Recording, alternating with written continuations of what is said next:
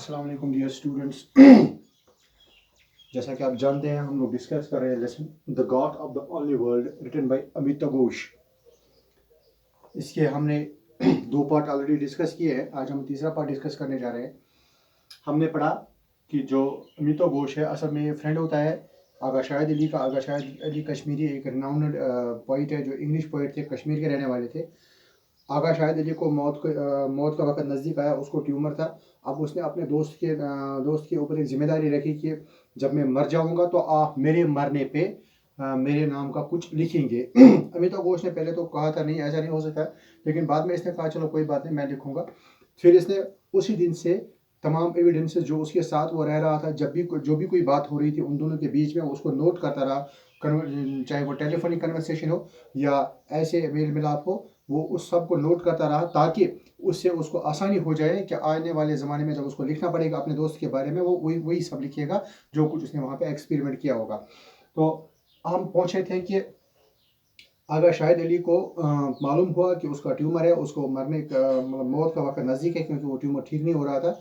हमने ये भी पढ़ा कि ये दोनों कैसे एक दूसरे को जान पहचान में आ गए, कैसे दोस्त बन गए। ब्रुकलिन में जब ये दोनों रहने आ गए अमेरिका सिटी में, अमेरिका के एक शहर में, वहाँ पे एक नज़दीक मतलब नज़दीकी एक हमसायगी में रहने लगे, तो इन दोनों के कॉन्टैक्ट्स ज़्यादा नज़दीक हो गए। तो आज हम इसी को आगे बढ़ाएंगे। Shahid had a sorcerer's ability to transmute the mundane into the magical. Once I accompanied Iqbal, his brother, and Hina, his sister, on a trip to fetch him home from hospital. This was on 21st May. By that time, he had already been through several unsuccessful operations. Now he had been back in hospital to undergo a surgical procedure that was intended to relieve the pressure on his brain.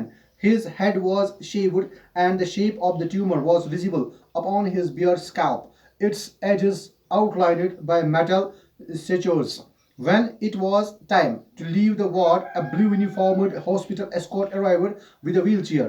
Shahid waved him away, declaring that he was strong enough to walk out of the hospital on his own. But he was groggier than he had thought, and his knees buckled after no more than a few steps. Iqbal went running off to bring back the wheelchair, while the rest of us stood in the corridor, holding him upright. At the moment, leaning against the cheerless hospital wall, a kind of rapture descended on Shahid. When the hospital orderly returned with the wheelchair, Shahid gave him a beaming smile and asked where he was from.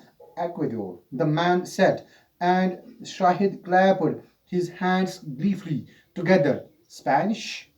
He cried at the top of his voice. I always wanted to learn Spanish just to read law.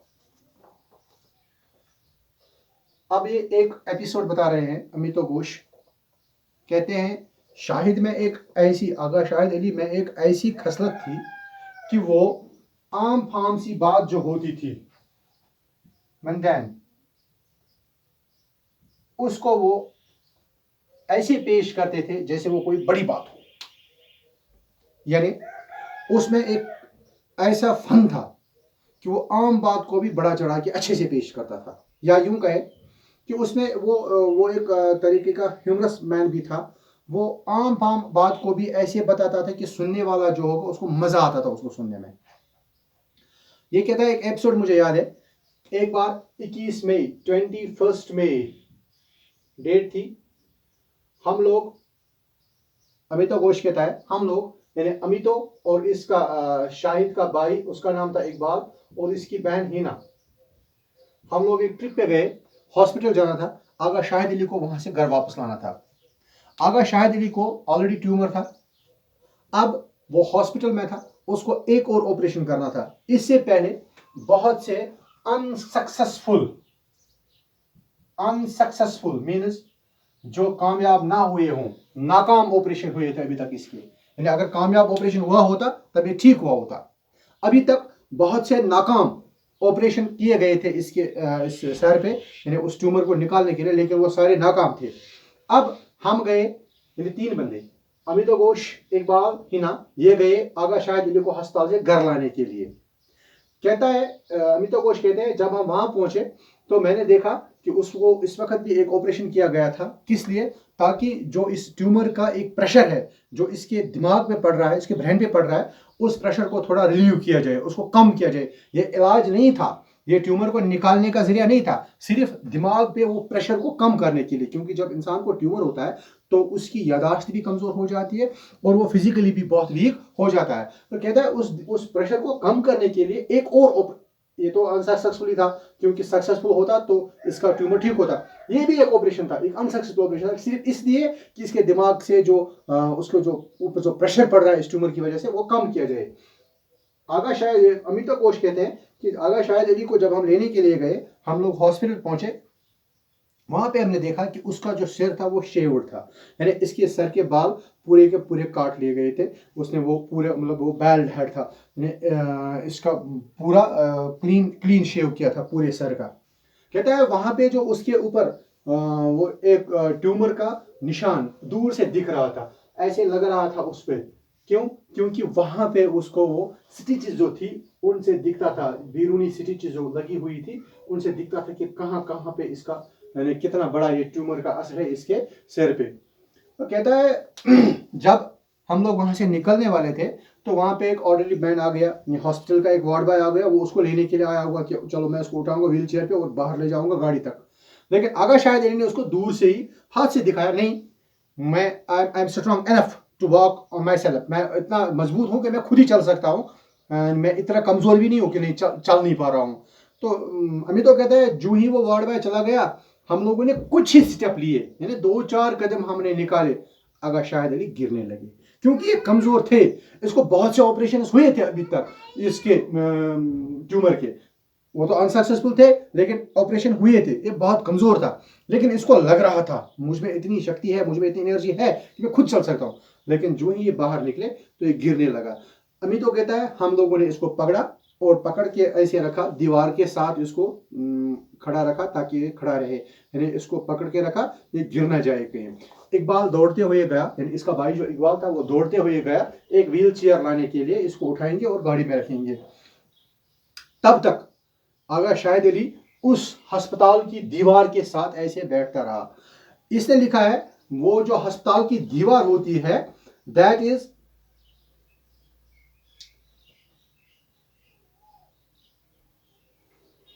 चेयरलेस दीवार, चेयरलेस दीवार यानी चेयरलेस wall, वो दीवार जिसको देख के या जिसके साथ रह के आदमी खुश नहीं होता है बल्कि अंदर से वो परेशान होता है, क्योंकि अस्पताल है, अब वहाँ पे ज़िंदगी और मौत का फैसला होता है। पता नहीं क्या होगा आगे, कौन सा टेस्ट करना पड़ेगा, क्या करना पड़ेगा, ये तो वही जानेगा जो अस्पताल जाता है और जो वहाँ पे रहा होगा उसको पता है वो वहाँ की दीवारें कितनी चेयरलेस होती है, वो चेयरफुल दीवारें नहीं होती है। उस दीवार के साथ वो खड़ा रहा। इतने में इकबाल आया, उसने वहाँ से एक वार्ड बॉय को साथ लाया, वो आया वो व्हील चेयर लेके जो ही आगा शायद, देखिए आप मरने के करीब है बंदा, खुद खड़ा नहीं हो रहा है, यानी खड़ा चुनी पान है का पचित किए, ये नहीं चल सकता है, ये नहीं उठ सकता है। वहां से एक बंदा आया ब्लू यूनिफॉर्म में, जो ही इसने शायद ने उसको देखा तो उसने उसे कहा अच्छा आप कहाँ से हो, वायर फ्रॉम यू आर, क्योंकि अमेरिका में रहते थे, इनको पता था शायद अमेरिका का ना होगा, किसी और स्टेट का होगा, किसी और बैरूनी मुल्क का होगा। तो उसने कहा I am from Ecuador,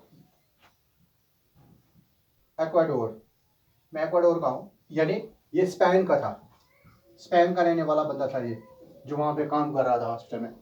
Shahid ने जब सुना स्पेन का आदमी है तो इसने हाथ उठाए, ऐसे उसने चीयर्स की अपने हाथ से और कहा wow I am very much happy to see you, मैंने बहुत चाहा कि मैं स्पेनिश सीखूं, यानी मुझे स्पेनिश लैंग्वेज सीखने का बहुत शौक था। आज भी मरने के करीब है, इस वक्त भी देखिए अदब के साथ कितना लगाव है।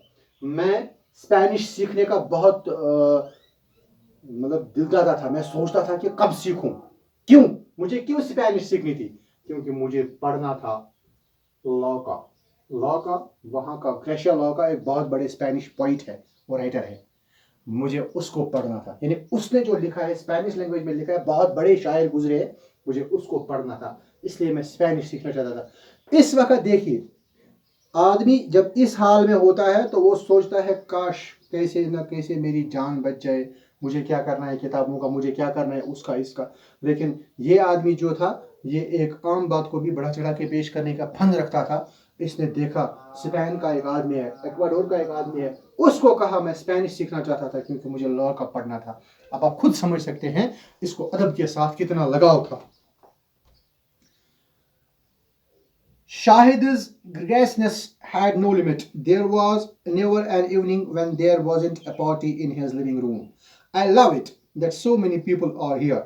But he told me once, I love it that people come and there is always food. I love this spirit of festivity. It means that I don't have time to be depressing. अब जो शाहिद की एक और खसलत थी, खासियत थी कि वो आशिकाना दोस्ताना मिजाज रखता था। उसको हमेशा ये चाहत रहती थी कि मेरे साथ लोग रहें, यानी उसको वो फेस्टिविटी में मजा आता था। ये गसी कुन जुन रोजन कह फेस्टिविटी, यानी दोय गसान अम सद बन आसन में बड़ दोय बड़ बड़ त्यौहार है फेस्टिविटी। क्यों? ये कहता था हर रोज मेरे पास दोस्त आए, शायर आए, राइटर आए, जो भी आए, हम यहाँ बैठे कुछ खाए पिए और कुछ गपशप करें, ताकि मुझे कोई वक्त ना मिले कि मैं अपने दिमाग पे जोर लगाऊं, मैं तन्हा हूं, मैं अकेला हूं। उससे आदमी डिप्रेस हो जाता है। वैसे भी अगर इंसान अकेले बैठता है, कोई अच्छा खासा आदमी भी अकेले बैठता है, तो उसके दिमाग में बहुत सी परेशानियां जन्म लेती है। अब जब ये लोगों के साथ उठता बैठता है, अपनी एक सोसाइटी में उठता बैठता है, तो इसकी जो परेशानियां होती है वो ऑटोमेटिकली कम हो जाती है, क्योंकि ये लोगों के साथ अपने आप को शेयर करता है और लोग इसके साथ अपने आप को शेयर करते हैं। ये कहता है शायद कि इसको अमितो घोष कहते हैं कि इसको इस चीज के साथ बहुत दिलचस्पी थी कि लोग आए, मेरे पास बैठे, मेरे साथ रहे, ताकि मुझे भी डिप्रेशन का कोई मौका ना मिले, मेरे दिमाग पे ज्यादा जोर ना पड़े। His apartment was a spacious and airy split level on the seventh floor of a newly renovated building. There was a there was a cavernous study on the top floor and a wide terrace that provided a magnificent view of the Manhattan skyline across the East River. Shahid loved this view of Brooklyn, waterfront slipping like a goat into the East River under the glittering lights of Manhattan. अब इसके apartment को थोड़ा बहुत ये बताया गया है कैसा था वो। कहते हैं इसका जो अपार्टमेंट था, यानी जो उसको वहाँ पे जगह मिली थी रहने के लिए, कुछ ही कमरे होते हैं, बड़े बड़े मकान, वो बड़ी बड़ी बिल्डिंग्स होती है, उनमें वो बहुत से अपार्टमेंट बनाते हैं, बहुत से लोग रहते हैं। कहते हैं 7वीं मंजिल पे थी, सतमिस पोरस पे जाए, लेकिन वहाँ तक जाने का जो रास्ता था बहुत ही अच्छा था, बहुत ही खूबसूरत था। 7वीं मंजिल पे रहने के बाद उसके बाहर एक टेरेस था, यानी एक वेरेंडा जैसा था, जहां से पूरा वो शहर, पूरा वो नज़ारा, एक खूबसूरत नज़ारा दिखता था। वहां पे वाटरफॉल एक था, उस वाटर पे जब रात को मैनहट्टन की लाइट्स पड़ती थी तो बहुत खूबसूरत नज़ारा पेश करती थी। शाहिद को ये व्यू बहुत ज़्यादा पसंद थी, क्योंकि शायर लोगों को ऑलरेडी इन्हीं चीज़ों के साथ बहुत ज़्यादा मोहब्बत होती है। The journey from the fire of Shahid's building to his door was a walk between continents. On the way up, the rich fragrance of Rogan Josh and Hawk would invade the door.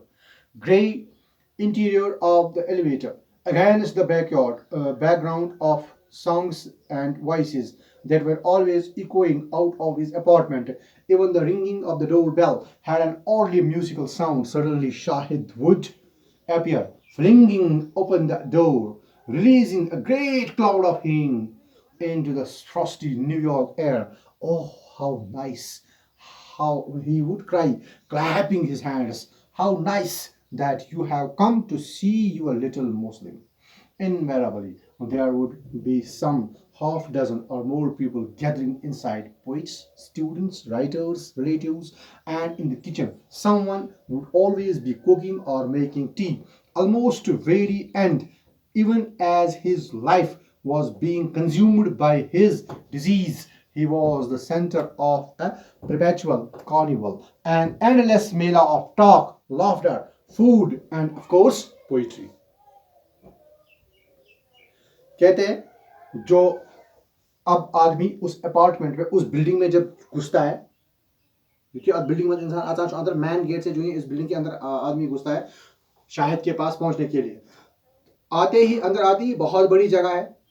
फिर जो ही आदमी वो रास्ता इख्तियार करता है यानी सीढ़ियों से चढ़ने लगता है, वहां से ऊपर से खुशबू आती है रोगन जोश की। रोगन जोश कश्मीरी डिश है, वाजवान में होता है, और हाक की। वो खुशबू इतनी अच्छी होती थी कि अगर यहाँ से चलने वाला उसका दुश्मन भी होता तो वो दुश्मन भी कैप्चर हो जाता, यानी वो भी इसका दिल दादा होता कि हाँ बहुत अच्छी खुशबू आ रही है। फिर जब आदमी ऊपर पहुंचता तो वहां से नजदीक पहुंचते ही लगता कि वहां से म्यूजिक की आवाजें आ रही है, कोई गजल चल रही है, कोई गाना चल रहा है, कुछ ना कुछ तो चल रहा होता है उसके कमरे में। और जो म्यूजिक, जो बेल थी, डोर बेल, उसको बजाओ, वहां से भी एक म्यूजिक निकलता। यानी आदमी बहुत मस्त था ये। और जो ही शाहिद साहब बाहर आते अपने इस मेहमान को ग्रीट करने के लिए, वो देखने वाला सीन होता था। दरवाजा खुलता, ये देखता कि कौन आया है, हाथ से ताली बजाता और ऐसे अपनी बाहें फैलाता उसको गले लगाने के लिए। वाह कितनी बहुत अच्छी बात है कि आप मुझसे मिलने के लिए यहाँ पे आ गए। और जो ही बंदा अंदर जाता उस कमरे में जहां पे शायद रहते थे, वहां पे ऑलरेडी तकरीबन 5-7 लोग तो होते थे, हाफ ए डजन। कोई शायर, कोई लिखारी, कोई स्टूडेंट, कोई कुछ और, यानी बहुत से तबकों के लोग वहां पे होते थे। और हर बार किचन में कोई ना कोई या तो कुछ पकाता या कुछ और करता होता, यानी हर वक्त वहां पे होता था वो एक मेला सा। और हम कहेंगे कि शायद खुद एक, आप समझे, एक मुजस्समा था बहुत सी चीज़ों का। वो शायर भी थे, वो राइटर भी थे, इतने अच्छे दोस्त भी थे, और हर बात में वो आगे ही थे, आगे हमसे थे। हम उसका मुकाबला नहीं कर सकते थे। Rest will be discussed tomorrow इंशाल्लाह।